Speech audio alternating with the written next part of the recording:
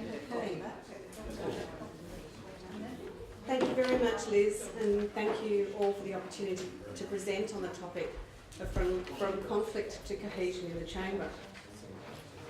In preparing for this presentation, I was aware that mine is the last in a day and a half of presentations, and that this presentation is the only thing between you and lunch. I thought about how I might make this entertaining, but unfortunately I'm hopeless at telling jokes. I also thought a lot about your role as leaders in your communities, and that you made the effort to come to this forum, probably in the hope of taking away one or two ideas that might make your role as elected members a little easier and a little more effective. I hope that what I present will do just that.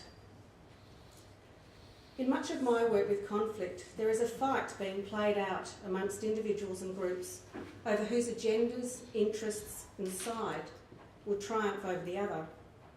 In the fight, points of view and emotions are exchanged, much like in a ping pong match, where arguments get whacked across the table from one side to the other. Nobody listens to each other, everybody is intent on winning, and nobody wants to back down. For most participants, these interactions are exhausting and unsustainable. Even when one side wins, it is often a hollow victory because of the damage done to relationships along the way. What I want to present to you with today is an alternative approach to working with conflict. One that can make working with conflict an enriching rather than damaging experience, that will be more sustaining of your relationships and can lead to better outcomes for you and the communities you represent. In my work, I facilitate conflict.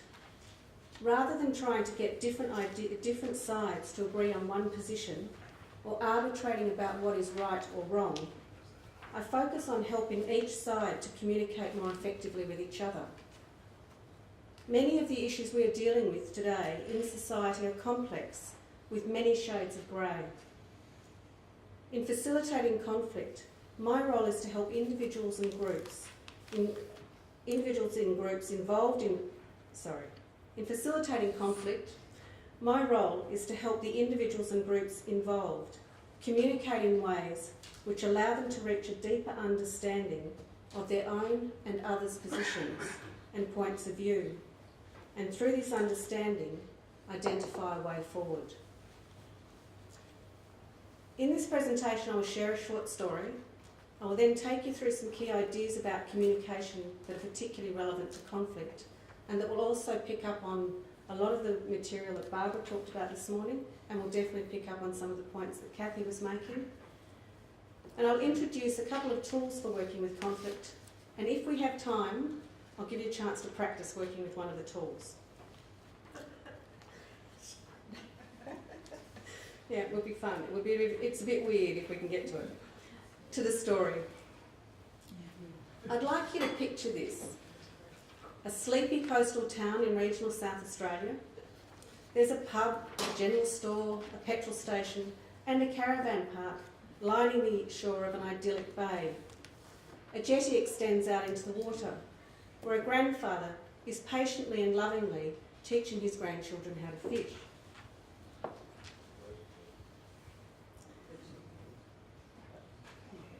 This particular grandparent, like most of his friends, has been fishing these waters since he was a child, and he knows where the fish are, what they'll bite, and what gear to use. He's passing on this local knowledge to his grandchildren in the hope that they'll develop the same love of fishing that he has.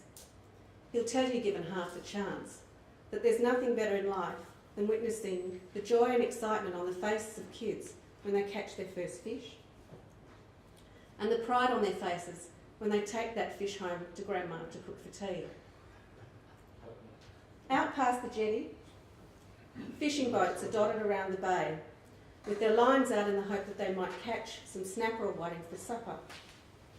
But these recreational fishers will tell you, when you ask about what fishing means to them, that it's a whole lot more than simply catching fish. It's about the joy of being out on the water, surrounded by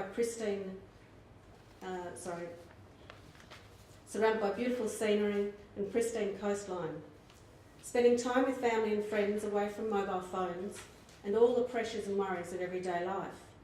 It's about catching up with yourself and relaxing with the people you love, and it's about pitting your skills against the fish and the natural elements. They'll also tell you that there's an art and science to fishing, and that their fishing practices have changed over the years. Previously it was all about catching fish, but now there is much more interest in the sport of fishing and using light gear and catch and release practices. For these people, fishing is one of the most important pastimes in their lives, and they are passionate about its long-term survival. These wonderful scenes can be found in many parts of coastal South Australia, and is one of the reasons South Australia is a popular holiday and tourist destination for many thousands of people. However, behind this picture lies a story of competition, conflict, and frustration about fishing. In 2010, I was invited to work with the Fisheries Department of the South Australian Government to help them develop an effective approach to engaging with the recreational fishing sector and address some of the conflict between fishing sectors and stakeholders. At the time, there was competition between recreational, commercial and Aboriginal traditional fishers for their fair share of the resource, and growing rivalry over whose practices were the most appropriate. There was also conflict between fishers and the Environment Department and conservation groups who didn't believe fishing regimes were sustainable, and all of the groups were frustrated with the Fisheries Department, who was managing fishing in South Australia. For historical reasons, the department had a long-standing relationship with commercial fishers, but a poor and often adversarial relationship with the recreational sector. He believed all government's resources were focused on the commercial fishers and felt frustrated and neglected by the department. My role was to work with the recreational fishers, their peak body and the Fisheries Department to address the conflict, with the aim of building a more effective and sustainable relationship between the department and the sector. The project ran over several months, and the key to its success lay in the department's commitment to working with recreational fishers in a different way. They recognised that if they were to have any capacity to work effectively with the sector, let alone influence their views or behaviours, they needed first to understand what was important to the people in that sector. They needed to understand their beliefs, values and points of view. In your work in local government, you are faced with conflicts and potential conflicts amongst yourselves as elected members and between different individuals and groups in the communities you represent. While recreational fishing may not be the issue, you will still have conflicts between development and conservation, between growth and heritage values, and between business and community interests, to name just a few. There is competition for resources and competing views about what is right or good for our community. I work with people all the time, but I think this is a great quote. Behind the world's most difficult problems are people, groups of people who don't get along together. You can blame crime, war, drugs, greed, poverty, capitalism, or the collective unconscious. The bottom line is that people cause our problems. Nobody in the room, of course. Most communities and organisations are not homogenous entities, but are made up of a diverse mix of individuals and groups. This diversity is fundamental to a robust and healthy democracy, and it is also a potential source of conflict. When groups of people come together, their worldviews, their perceptions of problems, and ideas about solutions differ and have the potential to create conflict. In other words, if we are to live in a democracy and participate in civic roles,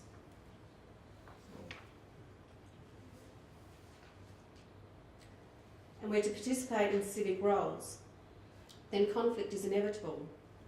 However, I would like to go further and suggest that not only is conflict inevitable, it's desirable if our actions are to be sustainable, and it's how we think about conflict and the way we work with it that's important. this point you probably think I'm mad, probably right. How can conflict be desirable? It is uncomfortable, even unpleasant. And I have to say, I'm not talking about conflicts that are at a war zone level. I'm talking about the sort of, I think it's really important to say that, I'm talking about the sort of conflicts that we deal with all the time because of competition for resources, because of differences of view in the sorts of contexts that you're talking about. However, I want to suggest that another way of thinking about conflict is to see it as a disturbance, something that rocks our sense of equilibrium, but that actually represents a doorway to rich and potentially transforming information that we need to explore and understand. If we can bring ourselves to move beyond our discomfort and fear of the unknown and invite people to share more of their perspective and stories, we can move beyond the surface layer of conflict and a fight over issues and into a place where the development of shared meaning becomes possible. If we can learn to see conflict as a disturbance, we can shift the kind of relationship we have with it. To do this, we need strong, active listening skills and an awareness of our own biases and assumptions. So I'm going to talk a bit about biases and filters to listening. The ability to actively listen and build relationship lies at the heart of engaging with people and working creatively with conflict. Think of a time when you felt really listened to. Do you remember what it was like? When we are really listened to, we feel like we are being heard and that the person listening is genuinely interested in what we have to say. It draws us out. It encourages us to share more about our ideas and thinking. And for those moments, we have an experience of someone wanting to understand our point of view. When someone seems to understand us, we feel more confident about what we have said, a little clearer about who we are. Such experiences begin to develop trust between people and help to build connection and relationship. Unfortunately, such moments are not as common as we would like. Often when we're talking with someone, they're not really listening, but waiting to jump in with their own point of view or to contradict what we have to say. Not being listened to can be incredibly frustrating. Such interactions leave us feeling let down, dismissed, misunderstood. They don't build trust or connection or relationship. I'm now going to talk about one of the key tools that I use to help with the idea of communication and conflict. One of the key causes of conflict in today's society is our inability to communicate effectively with each other, particularly when we don't agree.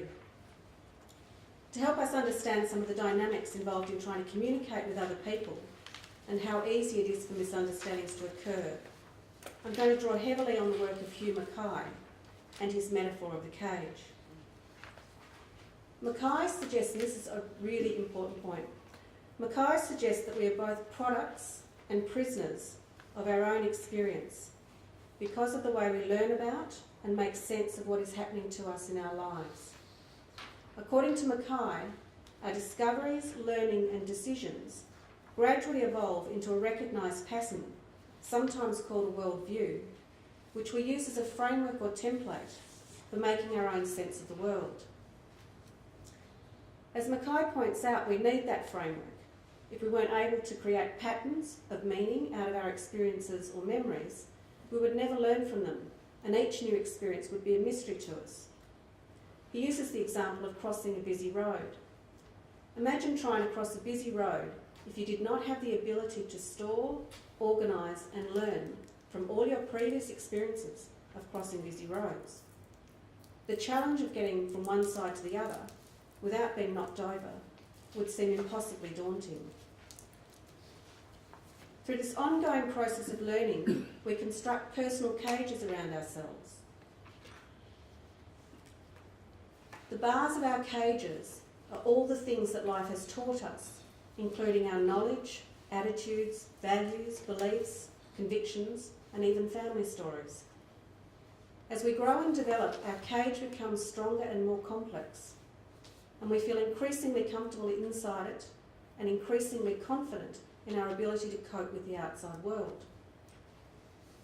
But there are both positive and negative consequences that result from our cages, and their significance in our communication and relationships and in conflict cannot be underestimated. While the cage is a healthy self-protective device which enables us to organise our experiences, it also acts as a filter in the process of interpretation. Since we look at the world through the bars of the cage, the bars impose their own pattern on what we see. Our values, our beliefs and attitudes shape the way we perceive and interpret what's out there. As a consequence of our personal cages, we make assumptions about people and events based on our previous experiences. We expect a certain outcome, and these expectations then filter and shape the outcome we see. Once we've made our mind up about something, we will tend to look at things from that particular point of view and interpret events in a way that confirms and reinforces our beliefs, values and convictions. Because the cage is where we store the lessons we've learned from our experience, we naturally tend to protect it. Our cages define our identity and give us a much needed sense of personal security, so attacks on them are bound to be resisted.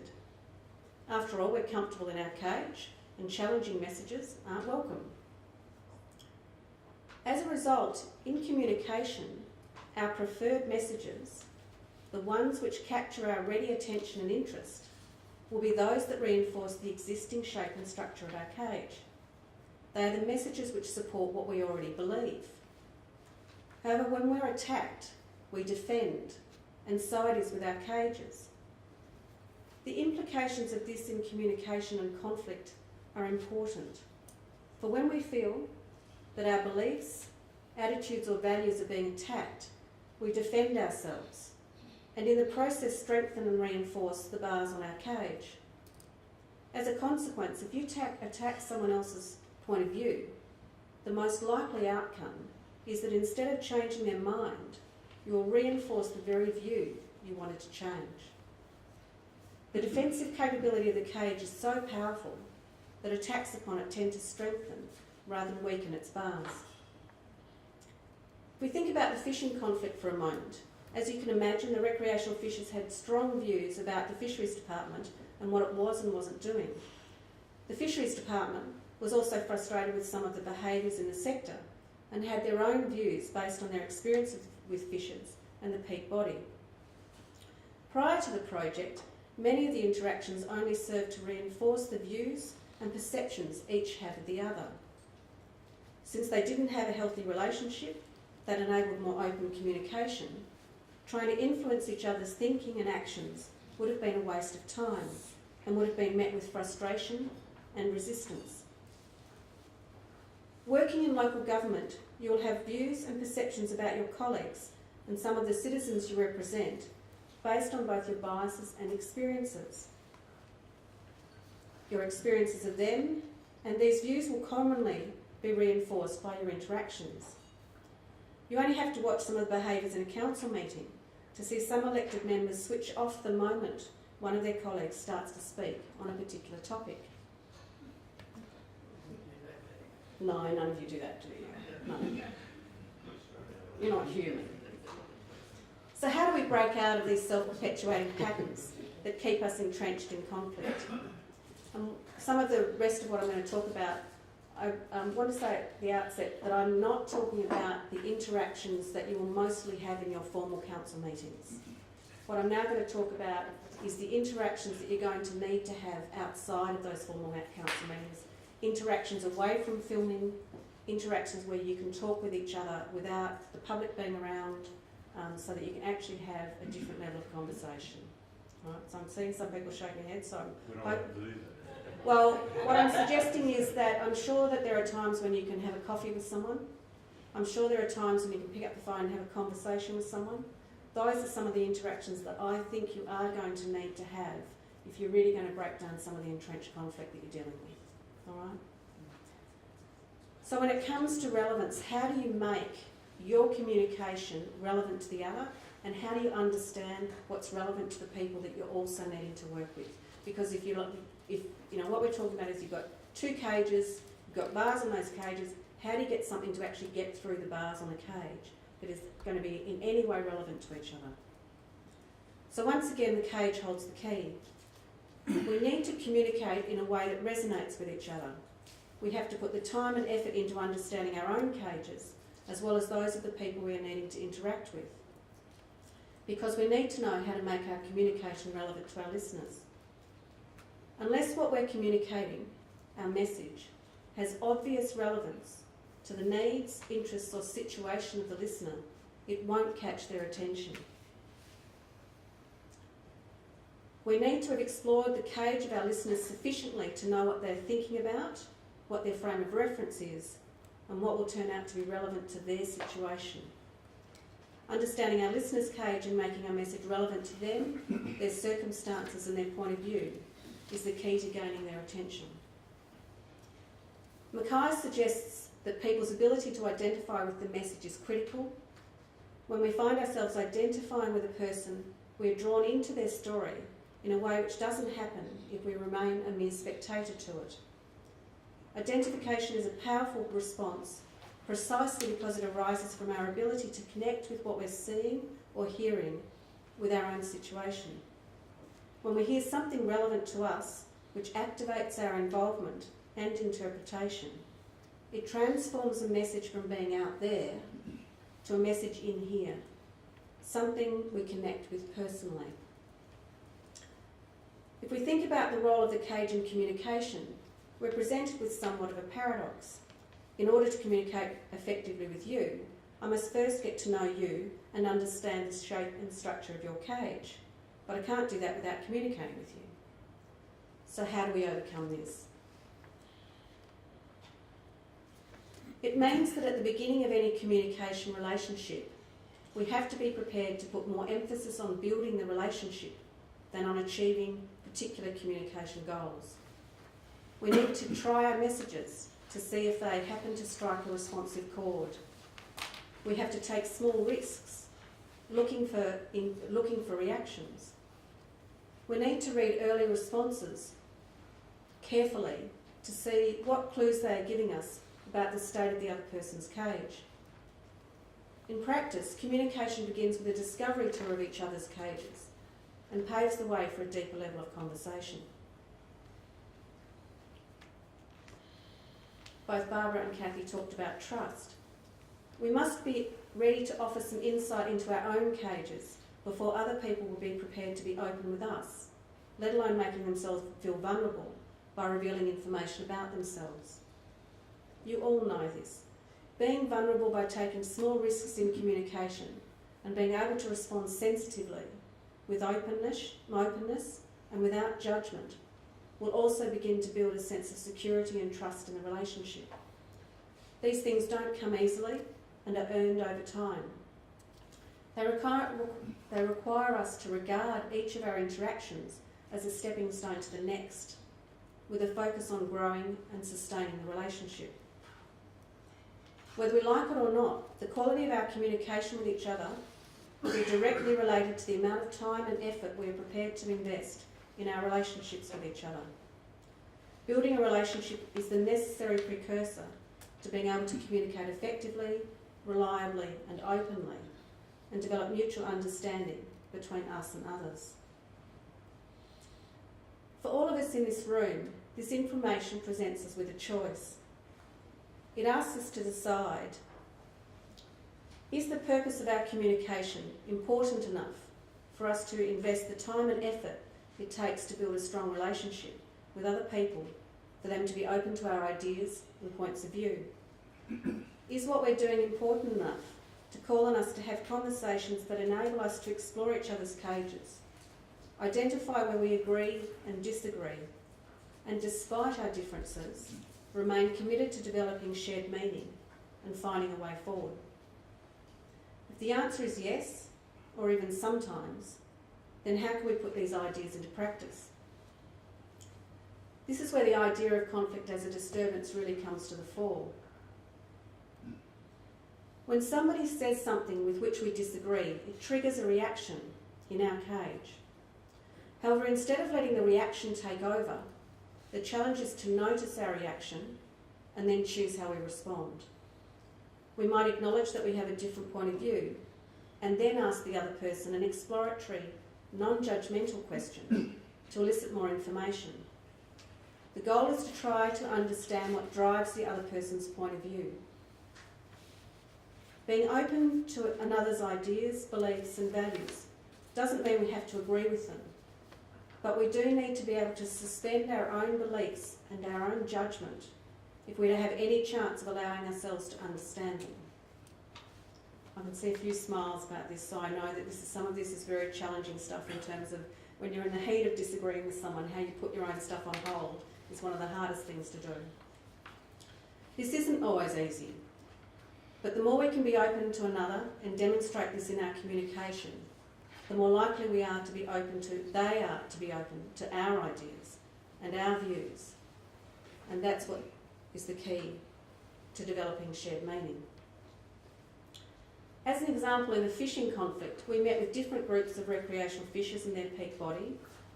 In each of the meetings, the Fisheries Department started by acknowledging that they hadn't been as effective in working with the recreational fishers in the past as they could have been, and they were committed to changing that.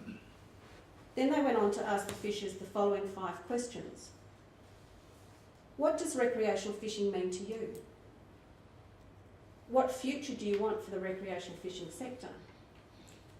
If we're to have a great future for recreational fishing, who needs to be involved in making that happen? How could we work together to make this happen?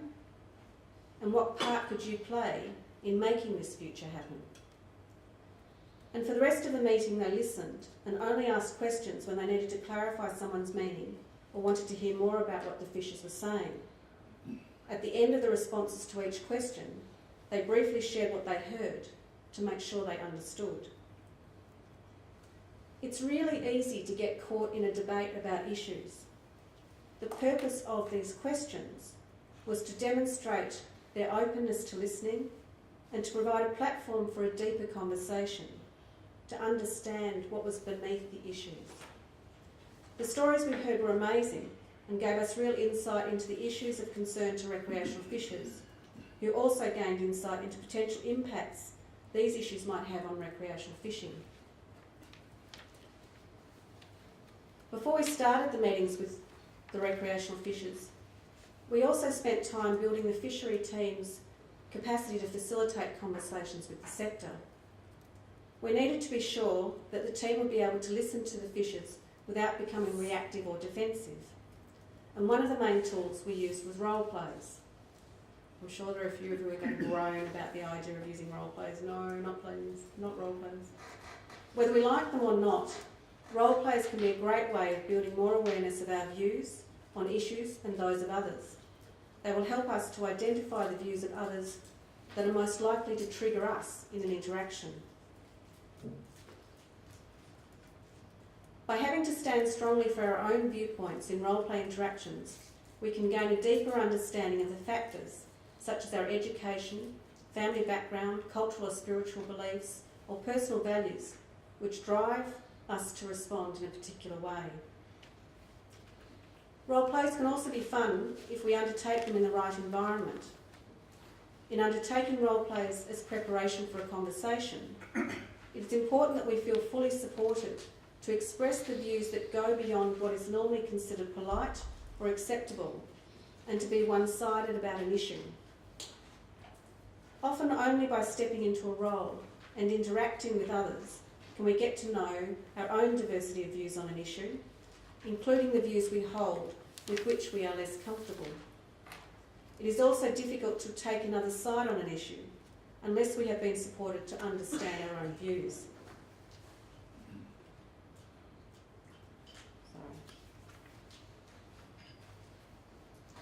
Working with role plays in this way also enables us to step into different shoes, including those of potential opponents, and see an issue from the other side.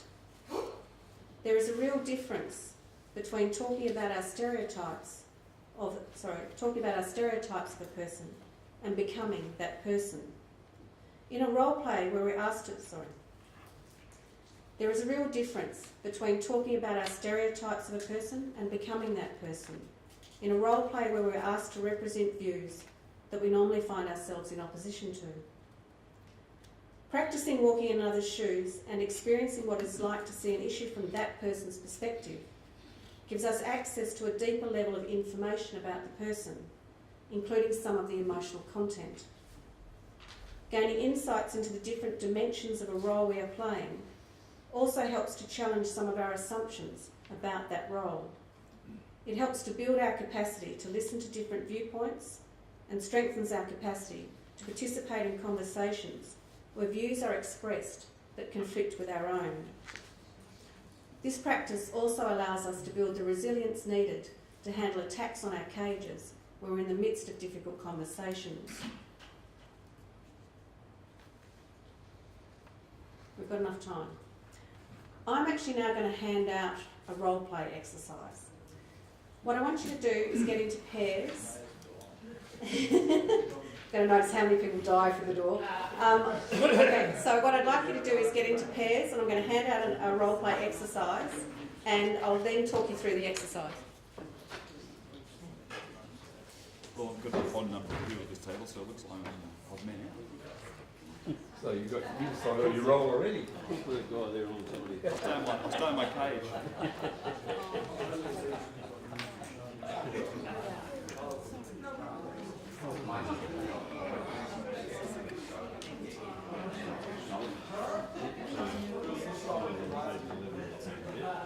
you guys get them already?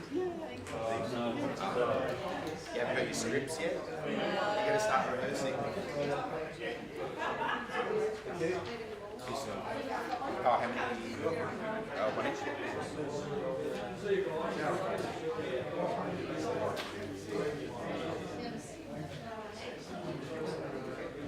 Okay. So what I'd like you to do is think of a person who annoys or frustrates you, but not the worst person you can think of. Don't make it too hard. You know, this is like the first time you've done this, right? So don't do your partner, and don't do any adolescent children if you've got them.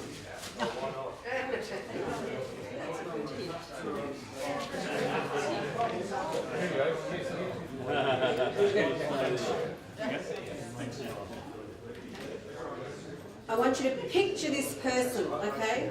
This is going to be possibly a bit weird for some of you, but let's have a go. Picture this person. Remember what they say or do and how they... Remember what they say or do and how they say it. Think about the non-verbal messages they give. Try to get a full image of them and very briefly share some of how you see them with your partner. Then I'm going to get you to stand up, and it's important because if you do a role play and you're sitting down, it's not the same. You really need to stand up in your pairs. And one of you needs to try and become this person. So you're going to try and become your image of them. Have a go at acting them out as much as you can, expressing their views the way they do. Then when you can feel that you have really become them as much as you can, see if you can gain any insight or understanding about them beyond what they are saying, or see if you can find something out about that person in yourself. The role of your partner is just to encourage you, not to interrupt, but just to encourage you in this.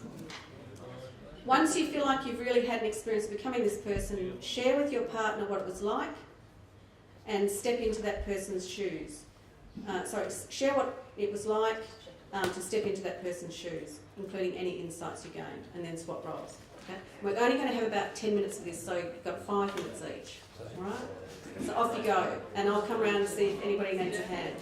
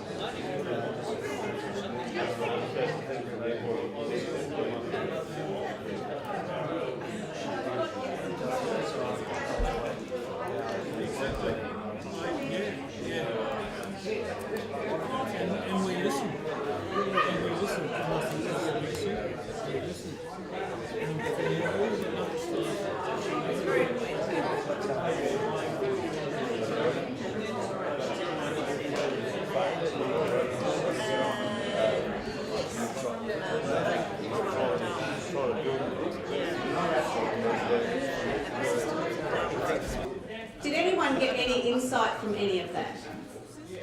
It's We think differently. right. We think differently. Did you explore though what the difference was about? Men are the Venus and women are the Mars or something like that. Very true. But did you get a sense of what was really underneath it? What's important to that person that you were trying to get a chance to explore? Did you guys get to that? Yeah, it's a matter of the listening to what they have to say. And a matter of having the patience to listen to what they have to say. Can I share what we were doing? Yeah. Go on, this gentleman here. Oh, no, I just was going to say as you're going through there, and a part of this, the thing that I came up, you said about conflict being good, and I believe that when two parties in conflict come to a mutual agreement, that's when conflict can be good.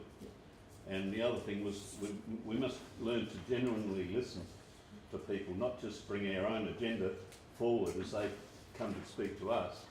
Don't bring our own agenda out, but listen to theirs, and that's, I think, will save a lot of angst with the conflict. And in lots of ways, and I thank you, I've seen your hand and I'll come back to two ticks, but I think in lots of ways what I've been talking about today is almost how do you try and nip conflict in the bud? You know, if you can have those conversations where when somebody says something that you just want to dismiss out of hand, or you just think, oh, what a load of rubbish. That's where I think what I'm trying to say is see it as a disturbance. See that as something, okay, normally I just dismiss that, but why don't I take the time to try and find out what that is? Now I know in council meetings it's not that sort of a context often, but if there are opportunities to just catch someone and say, you said something and I didn't get it, what's that about? It might help. I just also want to mention I was having a conversation with a couple of guys at this table, and one of the things that was clear that someone's on council because they have political ambitions and they're not really interested in council that much. Okay? But then one of the things that you can do is, if that's the way they are, that's the way they are. But how can you, if you recognise that, how can you work with them to support their ambitions, but also make that ambition work for your local government? So again, it's understanding. If you can get enough understanding about what really motivates or drives someone, what their values really are about, part of your chance then is to think, how can I make this work? It sounds manipulative, but it's not. Well, it is and it's not. But it's human behaviour. How can I make this work for our local government? So that was a really useful example. So you had a question? I was just going to say that one of our councillors is very conflict averse. They're a really nice, caring person, very concerned to talk to people, and they go on well with everybody. But as soon as there's a conflict, they really they don't want to run, and they're always leave early or disappear. And so it makes it very difficult for the rest of us, who probably sometimes quite enjoy the conflict, to actually sort of continue with it. And I just wonder what you thought about that. Well, again, if you can start to create a culture, so again we talked about culture, if you can create a culture where you're able to ask each other questions, but not questions that seem to be judgmental or evaluative. So why questions are pretty difficult for a lot of people. It's why do you do this, or why is that happening? If you can think about, so what was important to you? So coming back again, I'm sorry to use the fisheries example, but coming back to that, we wanted to get beneath this, you know, you're right, you're wrong, you've done it wrong, all of that. So what we wanted to know was what was important to them. So if you know the person enough, think of the question that might help to just engage them in the issue, but be a deeper question than just a surface question. And so I can give, what might be an example, do you think, of something that might engage them? So are you talking Yes, about yeah. avoid the conflict? For you, well, what I'm thinking about is instead of seeing it actually as conflict, if you can create a culture where you're able to ask each other the questions, you don't need the conflict. Do you know what I mean? Like if you're willing to put the time into saying, look, why is that important for you? And how do you think that's important for what we're trying to deal with here? Am I making any sense to some of you? Yep. I'm on the same council. I was just going to say that I think what some of us view as not being particularly, obviously there's conflict in most decisions, but it's a healthy level of conflict, and most of us deal with it in that way. But there is one person, for example, who finds any form of the slightest bit of conflict particularly uncomfortable. And so it's difficult to find a way of including that person in the discussion because they will naturally skew it. I don't know that there is a simple solution. But that's the problem. Ask them for their opinion. Well, indeed, you do. Yeah, yeah. And the other thing that you might want, the only other thing that I think that might be useful is just to acknowledge, just say to this particular person, look, we need to be able to have a conversation about things. We know that that makes you feel uncomfortable. Are you okay? We're just going to have this conversation and these are some of the things we're going to talk about. So even just to name what might be a bit of an elephant in the room in terms of saying, we know that this is, you don't like, this is uncomfortable for all of us, but we think it's important that we can share these views. I don't know if that would help, but there's some of the techniques that you can try sometimes. And that might make the person at least feel a bit more acknowledged and present in the room. Just add, one of the things that I've found over the years, the term loyal opposition. So, and I really like that term because you are loyal but presenting a different view. So it's a constructive conflict, I guess you could say. But it's loyal because you're all there to be providing a service to the community. And the beauty of us is we're not party aligned. We're individuals. We don't have to toe the party line. We toe our individual lines. Does that make sense? Or our constituent lines. Yeah, absolutely. Go back to the fisheries, aren't you? Oh, we came up with so many things like, did you catch that response? Was a classic. Drives me nuts. Thank you. Fully to another person, because we open ourselves up to the possibility of having to change. Because we open ourselves up to the possibility of having to change our minds in response to what we hear. When we listen, we make ourselves vulnerable and run the risk of finding out that we were wrong or that our thinking was incomplete. After all, when we try to influence someone who has a different position on an issue to us or to our way of thinking, isn't that what we're asking them to do? So I'm finishing this bit of the work, and I now have some reflection that I'd like you to do about the entire day and a half. Oh, we've done questions, hopefully, and if there are any more, I'll grab them on the way.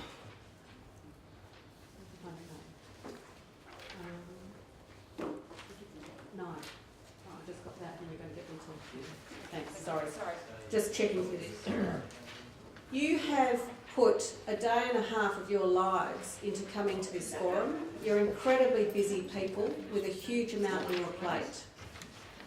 It would be really great if you could think about one thing that you found useful from the forum and one thing you will commit to doing differently or something that you will instigate as a result of the forum.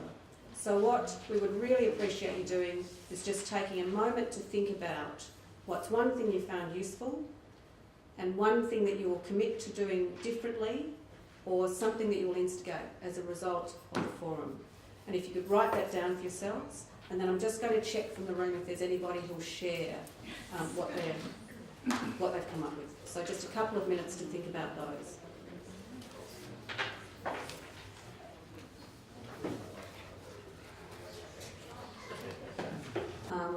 Is anyone willing to share one thing that they found useful from the forum? Yes.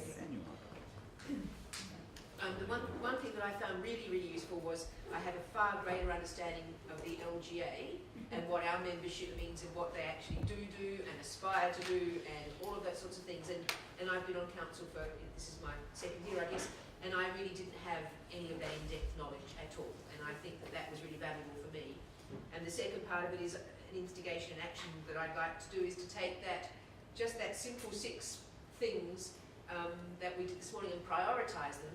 If we could just take 10 minutes to do that at our council, I think that would really just indicate to us how differently we all think. Don't have to go into huge explanations about it,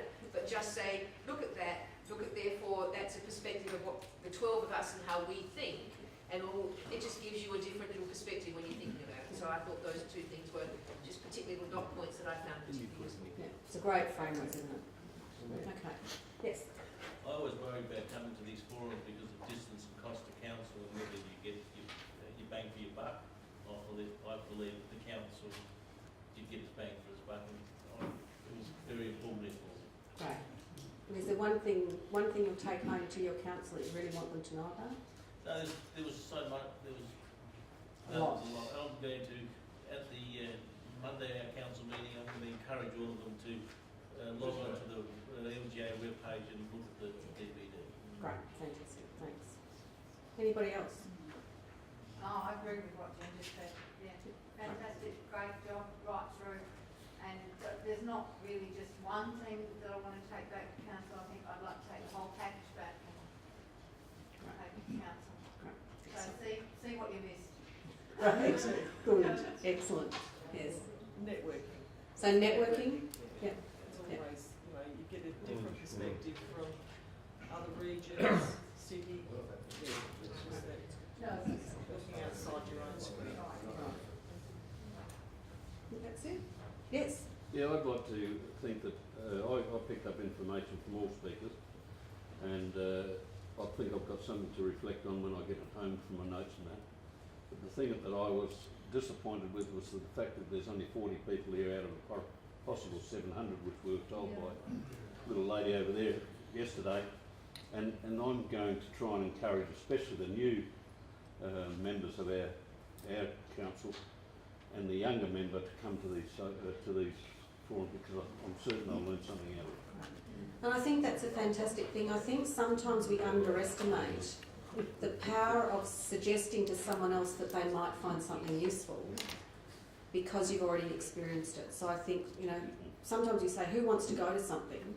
And somebody might not know what really it's about, and they might not really understand the value of it. So having someone do what you're going to do is fantastic. I think it's because it's coming from us. Yes. They see it written on the form and the paper, and they think, oh yeah, another one of those sort of thing. Yeah. But they don't know because they haven't been. Yeah. And until they come, they won't know.